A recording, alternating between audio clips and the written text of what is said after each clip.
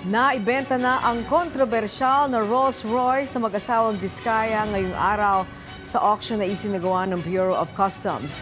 Kung ano pa ang natirang luxury cars ng kontrobersyal na kontraktor, alamin natin sa sentro ng balita ni Denise Osorio. Yes, Denise. Naibenta na sa halagang 29,026,000 pesos ang kontrobersyal na 2023 Rolls-Royce Cullinan sa isinagawang public auction ng Bureau of Customs ngayong araw. Ang naturang unit na ayon sa BOC ay dating pagmamay-ari ng mga Diskaya ay may floor price na 29,025,132 pesos and 58 centavos at naipanalo ng Igorot Stone Kingdom Incorporated sa lamang na 867 pesos and 42 centavos mula sa minimum bid.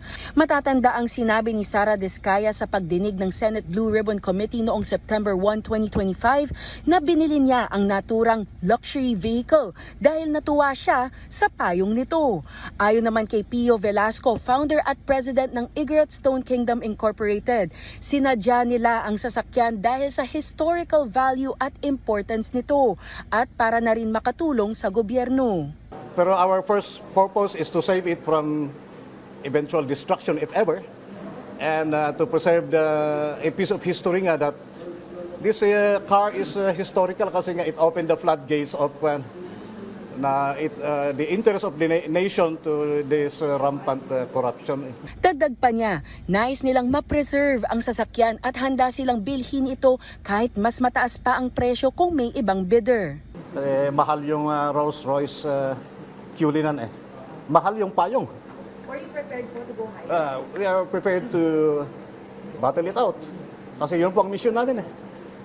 So we are prepared. We came here prepared.